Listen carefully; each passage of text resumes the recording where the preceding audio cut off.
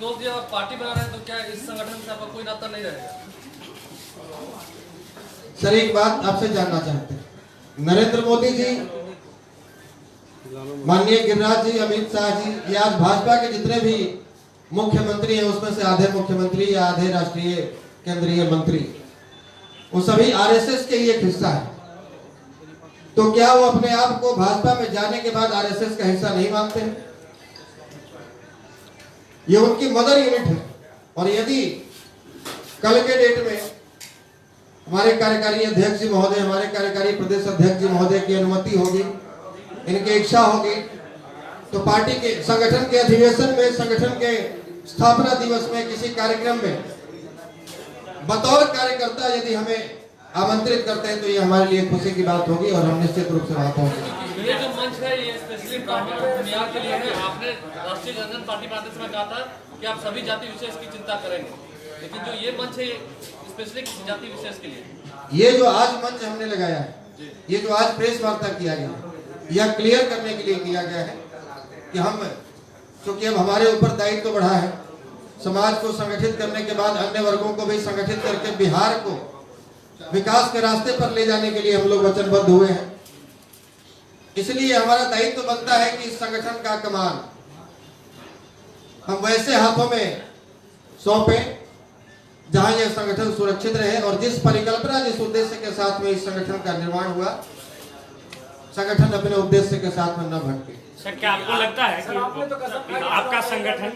जी हाँ, निश्चित रूप से चुनाव में हिस्सा लेंगे आप लोग? हमने हजारों मंच से कसम खाया है और आज वापस जिस दिन पार्टी की हमने घोषणा करी थी उस दिन भी और आज भी आप तमाम मीडिया बंधुओं के सामने हम ये घोषणा करते हैं कि हम आजीवन चुनाव लेंगे। सर आपको लगता है ब्राह्मण भूमिहार ये जो अपने समाज के एक वर्ग हैं, ये समाज में पिछड़े में आते हैं? क्या उनको जरूरत है? क्या उनको न्यायपालिका में, जुडिशियरी में, इस तरह की चीजें, लेजिस्लेटिव, एग्जीक्यूटिव, जुडिशियरी में इनको प्रॉपर रिप्रेजेंटेशन नहीं मिला? तत्पश्चात आपने इस पार्टी की स्थापना, क्या आपको ऐसा लगता है कि इन्हें समाज में प्रॉपर रिप्रेजेंटेशन नहीं मिला? क्या जरूरत थी पार्टी बनाने की, या किसी और आप विचारधारा को लेके क्या अपनी पार्टी को आगे बढ़ सकते थे?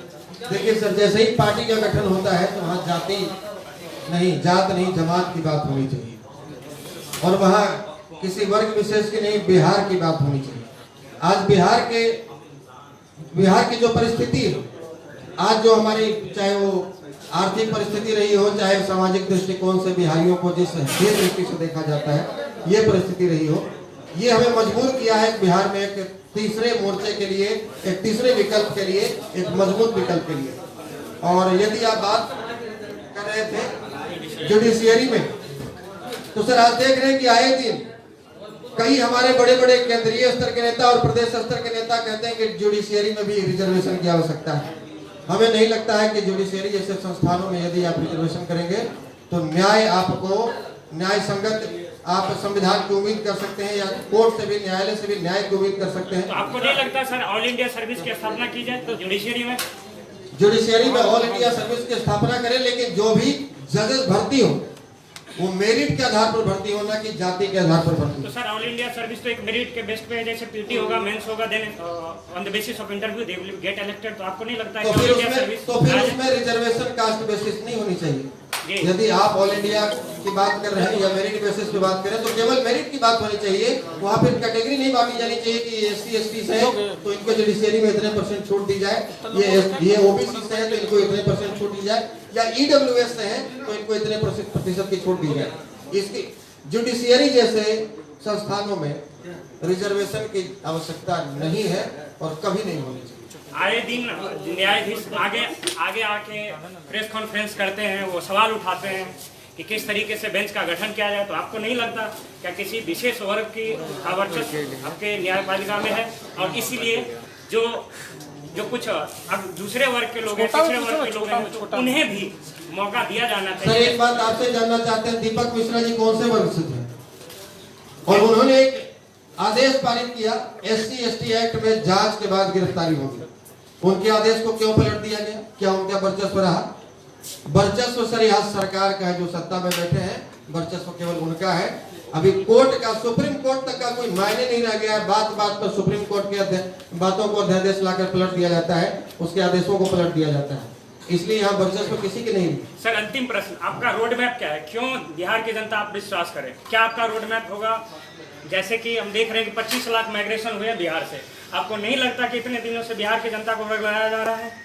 निश्चित रूप से मंडल कमंडल के नाम पर वर्गलाया जा रहा है, अगड़ा पिछड़ा के नाम पर वर्गलाया जा रहा है, हिंदू मुसलमान के नाम पर वर्गलाया जा रहा है, और जेपी साहब, लोहिया साहब, कर्पूरी साहब, जगदेव साहब के छंद में अनुयायी लोग ने बिहारियों को वर्गलाया है कि न्योर ने नहीं वर्गलाया है। आप 25 लाख की बात कर रहे हैं, हमारी जानकारी के मुताबिक 40 लाख लोग जिन्हें जो बिहार के थे, कामगार थे, उन्हें प्रवासी मजदूर की संज्ञा दे दी गई।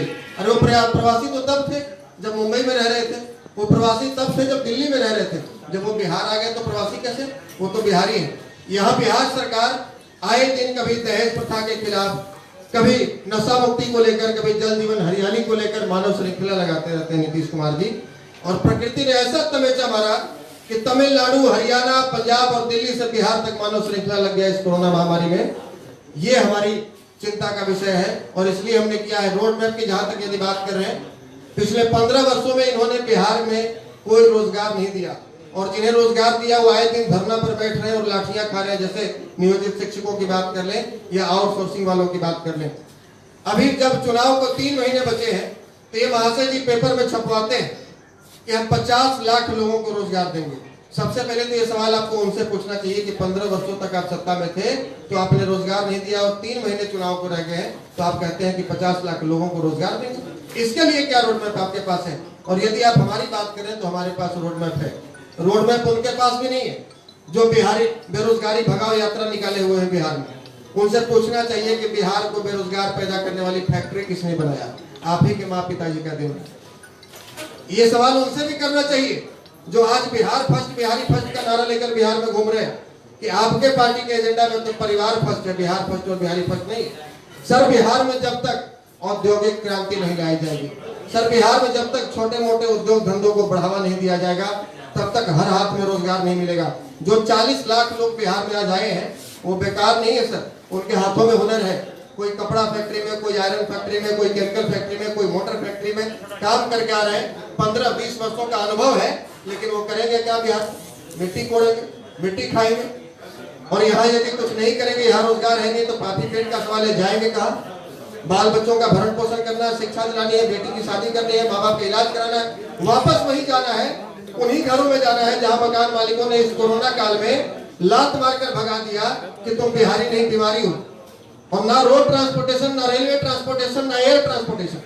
अपने बच्चों के साथ, बूढ़े माँ बाप के साथ हजारों मील दूरी तय करके बिहार में आते हैं और बिहार के बॉर्डर पहुंचते हैं तो वहां बोर्ड लगा दिया जाता है कि बिहारियों के लिए प्रवेश वर्जित है। ये बताइए हमारे बिहार की विडंबना है।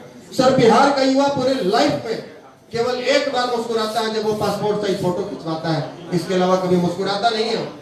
जब अच्छी शिक्षा की बात होती है, इसी बिहार में नालंदा यूनिवर्सिटी में लेने के लिए विश्व के अलग अलग शोधार्थियों को भी 10-10 वर्ष तक तैयारी करनी पड़ती थी संस्कृत की, तब नालंदा यूनिवर्सिटी में एडमिशन मिलता था। पाटलिपुत्रा कभी रोजगार का केंद्र हुआ करता था, व्यापार का केंद्र हुआ करता था पूरे विश्व का। आज देख लीजिए आप पाटलिपुत्रा के, आप सभी पाटलिपुत्रा से ही हैं, आप देख लीजिए पाटलिपुत्रा की कोई ऐसी गली नहीं है, कोई ऐसा मोहल्ला नहीं है जहाँ 12 घंटे बारिश हो जाए तो नाव चलाने की स्थिति नहीं पैदा हो जाती है। ये बिहार की स्थिति है सर। हमें शिक्षा के लिए भी कभी कोटा, कभी दिल्ली जाना पड़ता है और रोजगार के लिए भी बाहर जाना पड़ता है, इसलिए हम व्यथित है।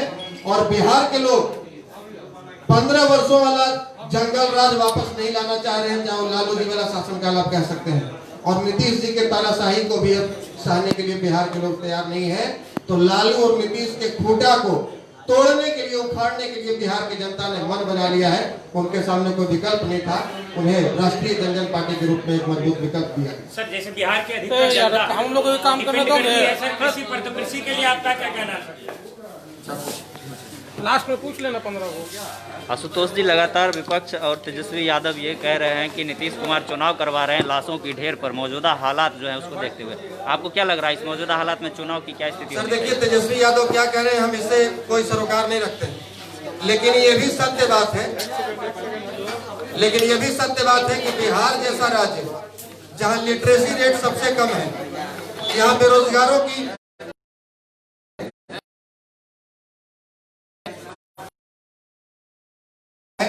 यहाँ पर 40 लाख प्रवासी भाई आए हुए हैं, वो कामगार बंधु आए हुए हैं, और आप लॉकडाउन जैसी स्थिति में, कोरोना काल में, बिहार जैसे राज्य में यदि आप चुनाव करवाकर प्रयोग करना चाहते हैं तो ये सरासर बिहारियों के साथ में अन्याय हो रहा है, और आप अपना केवल हित साधना चाह रहे हैं। उन नेताओं से पूछना पड़ेगा, उनसे पूछना चाहिए जो लॉकडाउन के क्रम में जो रोज कमाने और खाने वाले 50% बिहारी थे, उनको कोई पूछने नहीं गया कि दो महीनों तक लॉकडाउन में आपने कैसे कमाया और कैसे खाया, और आज घर घर जाकर चिट्ठी बांट रहे। 77,000 LCD लगाया गया है सर, 77,000 गुने 30,000 का मिनिमम एक LCD होता है। 231 करोड़ रुपए कीमत का LCD बिहार में लगाया गया। यदि ये चाहते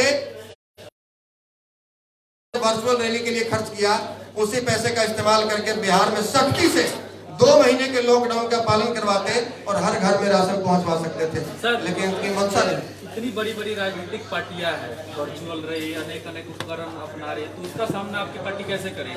सर हम वर्चुअल रैली, बड़ी बड़ी पार्टियों की तरह हमारे पास संसाधन नहीं है, बड़ी बड़ी पार्टियों के पास, हमारे पास अकूत संपत्ति नहीं है। देखा होगा कुछ दिनों पहले ही, लॉकडाउन से पहले नीतीश कुमार जी ने अपनी पार्टी का कार्यकर्ता सम्मेलन बुलाया था पटना के गांधी मैदान में। वो कार्यकर्ता सम्मेलन नहीं था सर, वो कार्यकर्ता नहीं थे, इनके मंत्री, विधायक और सांसदों ने बसें भर भर कर और लोगों को पैसे के दम पर गांधी मैदान लेकर आए, लेकिन 5,000 भी लोग गांधी मैदान नहीं पहुंचे, जबकि मुख्यमंत्री जी और इनके तमाम नेताजी स्वयं मौजूद थे। और आपने विगत 7 नवंबर को ही पटना के गांधी मैदान में देखा होगा, इसी मंच के बैनर तले हमने भी एक आयोजन किया। कोई व्यक्ति कह दे, इतने मीडिया वालों के सामने कह रहा हूँ, पूरा बिहार, पूरा भारत सुनेगा, किसी को आशुतोष ने 1 रुपया भी दिया और डीजल पेट्रोल भराने के लिए, बावजूद इसके 2 लाख की संख्या में लोग पहुंचे। तो जन समर्थन हमारे पास है, बिहार के 6.5 करोड़ युवाओं का समर्थन हमारे पास है, इसलिए हमें धन समर्थन की आवश्यकता नहीं है। कि मुख्यमंत्री जी ने खुद के घर पे अपने आप को क्वारंटाइन सेंटर बना लिया है। अभी मुख्यमंत्री जी खुद के घर को क्वारंटाइन सेंटर बना लिया, उनकी भतीजी को यदि कोरोना हुआ तो वहाँ पे दर्जनों डॉक्टर लगे हुए हैं, और इन्हें यह जानकारी नहीं है, कि बिहार में कितने कोरोना पेशेंट मरीज अभी रोड सड़कों पर घूम रहे हैं। ये आंकड़ा कम दिखा रहे हैं, क्योंकि ज्यादा आंकड़ा दिखाएंगे तो बिहार में चुनाव रुकवाने के लिए दबाव बनाया जाएगा। सरकार भी दबाव बनाएगी, मीडिया भी दबाव बनाएगी, और भी लोग भी दबाव बनाएंगे कि ऐसे काल में आप बिहार में चुनाव नहीं कराए। अभी आप IMA के प्रेसिडेंट से पूछिए, अभी आप जाकर PMCH के किसी डॉक्टर से पूछिए, IGIMS के डॉक्टर से पूछिए कि क्या स्थिति है बिहार में कोरोना पॉजिटिव की। वो कहेंगे कि जितने टीवी अखबारों में दिखाए जा रहे हैं उससे 5 गुना सड़कों पर, मछली बाजार में, शॉपिंग मॉल में, सब्जी बाजार में घूम रहे हैं। तो ये इनकी नौटंकी है। वास्तव में ये लाशों पर राजनीति करना चाह रहे हैं, वास्तव में ये चाह रहे हैं कि बिहार में इतने लाश गिरे कि बास घाट में लाश जलाने की जगह नहीं बचे, लेकिन इनको किसी भी तरीके से कुर्सी मिल जाए। ये तो इस कवायद में जुटे। रिपब्लिकन न्यूज से जुड़ने के लिए सब्सक्राइब बटन दबाकर चैनल को सब्सक्राइब करें। नोटिफिकेशन प्राप्त करने के लिए यहाँ बेल को दबाएं। वीडियो अच्छा लगे तो लाइक करें और दोस्तों के साथ शेयर करना ना भूलें।